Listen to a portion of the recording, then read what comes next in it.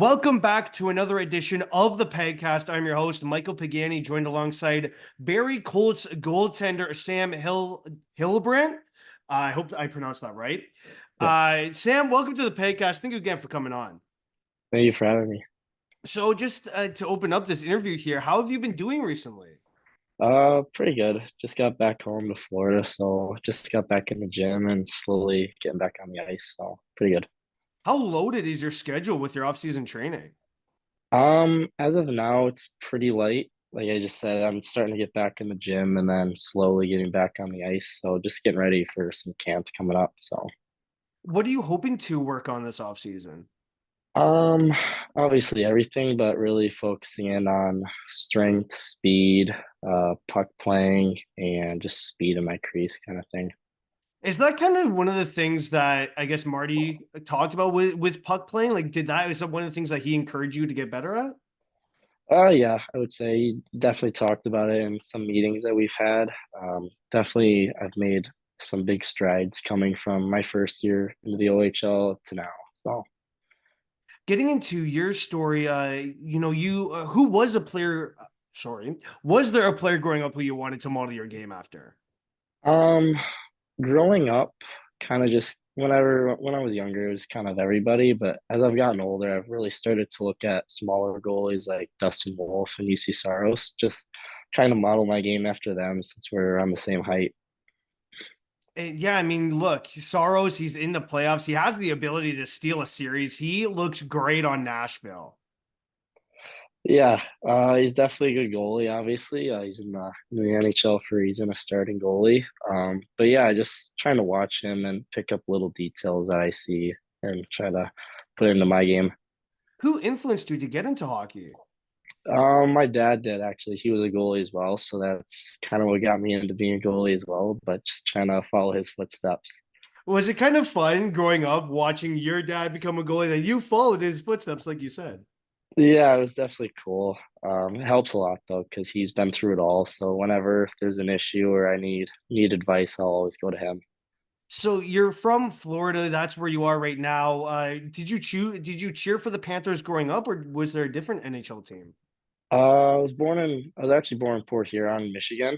And then once COVID hit, my dad was transferred for work down here, so we all moved. But growing up, I always watched the Blackhawks, and then just kind of moving to the Tampa area, we just over time just started cheering for the Bolts. So, Have you been to any Bolts playoff games? I've been to a handful. I'm gonna try to go to one this series, right now, but I haven't gone to any since last year, obviously. So. So what's their atmosphere like? It's pretty fun. It's obviously nice to be able to wear shorts to an NHL game, be able to walk out the rink and it's nice out. But um, some of the fans don't exactly know what's going on. You can tell just with some of the stuff they're saying, but it's obviously good atmosphere. They're pretty passionate about them. Yeah, like you mentioned, it's way different here in Canada where we have to dress for the weather walking outside. You're just like walking up in a t-shirt, your jersey, shorts. It's nice, 25 degrees outside. And then, in Canada, it's like, oh, it's -10. Like, I got to dress for the weather. Absolutely, yeah. How come you decided to go the OHL route and not the US route? Um, when I was younger, I went to a couple USHL camps. Nothing kind of worked out, but biggest thing was there wasn't really any interest from colleges and just the whole transfer portal kind of slowing everything down for guys coming into the colleges. Well, before signing with the Colts, you played a season with the Stainer Siskins. How did they get you prepared for the OHL? Um, just being able to kind of go in knowing that you're going to play, just kind of go through your game day routine. Obviously, the hockey wasn't the best, but just being able to get reps in on the ice and, like I said, just go through your routine every day and prepare to play. How did you end up joining the Barrie Colts? Like, did you have other offers from OHL teams, or was it just Barrie? Just Barry. I got invited to their development camp. I went up a day early to go work with the goaltending coach, David Bolitsky. And then from development camp, I was invited to main camp, and then I was offered a contract right outside of main camp. So that was nice. How did you find out about that contract? Um, Funny enough, the day before like the All-Star game they called it, we noticed they signed another goalie, so we kind of had in the back of our mind we were just gonna go play the All-Star game and then hit the road.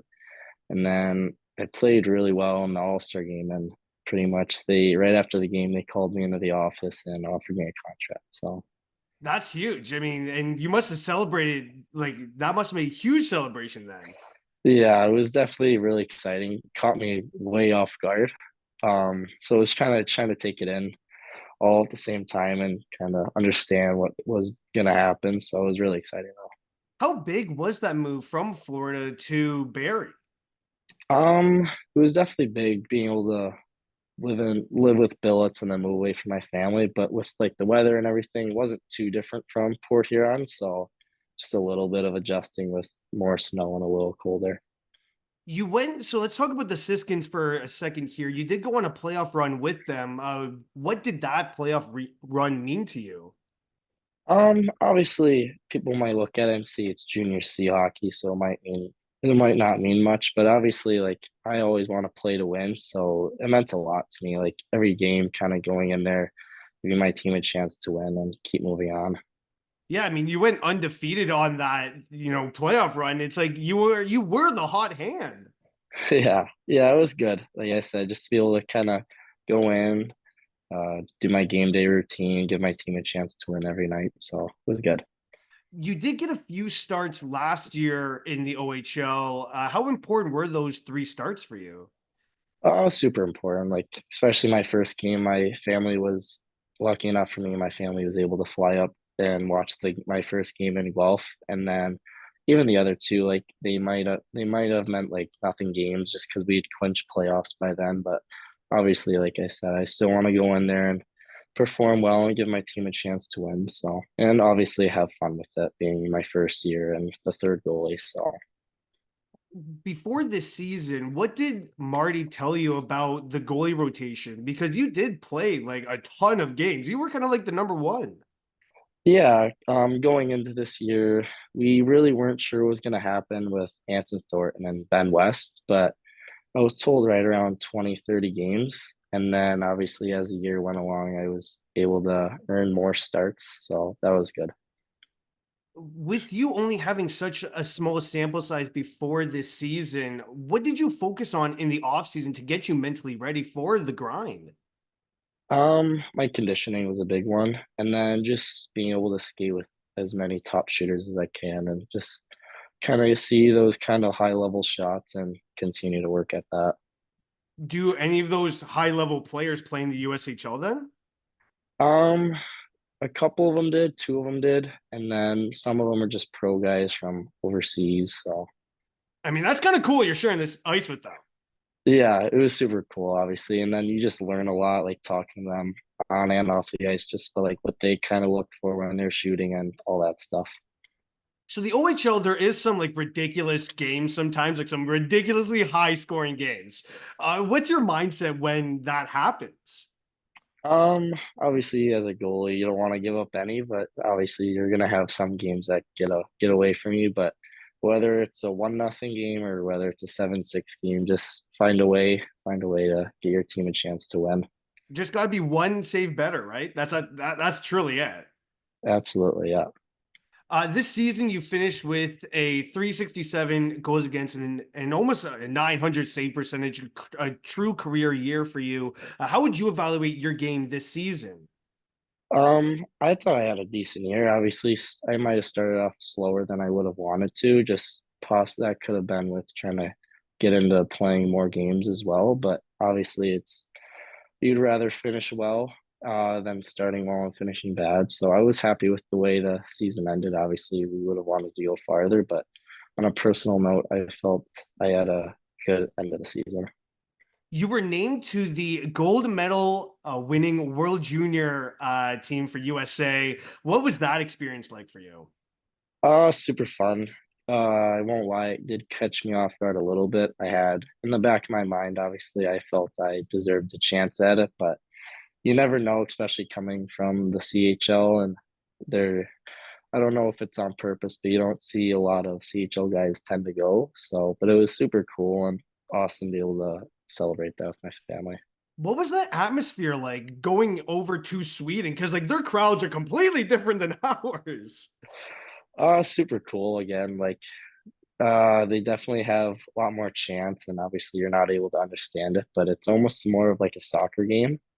From what I could tell, just like how plays going on and they're still chanting stuff. So that was cool to be able to experience. Did you know any of the guys on the roster beforehand? I knew a handful. I knew both goalies. I played with Trey, and then I skated with Jacob Fowler before, and then the Gavin Brindley and Seamus Casey I also knew. Kind of just being Florida guys, I've skated with them before, and then I knew of some of the O5s just playing against them, but I didn't know them personally.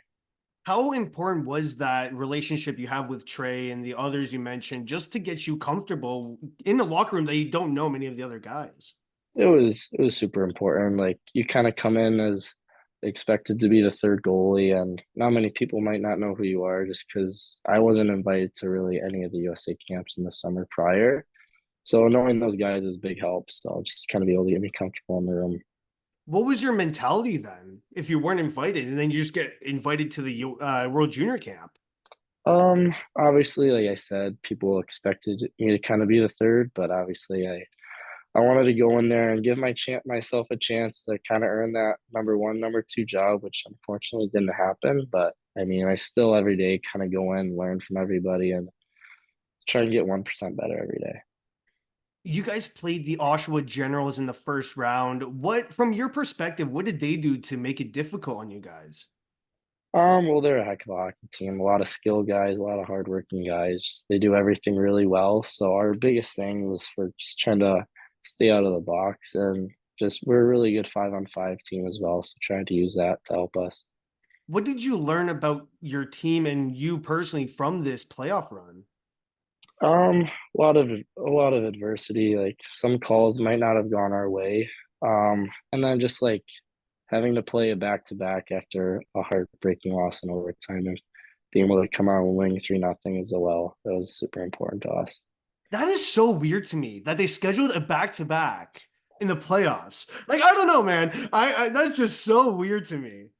Yeah, it's definitely interesting. Sometimes you'll see it on like a game 6 to a game 7, but you won't see it a lot with game 4 and game 5. So that was interesting.